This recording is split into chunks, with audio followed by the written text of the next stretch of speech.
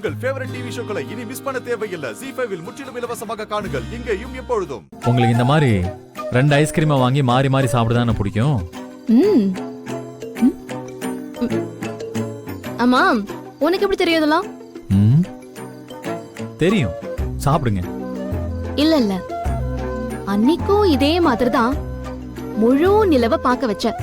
அப்புறம் பெரிய மீன் தொட்டியை வாங்கிட்டு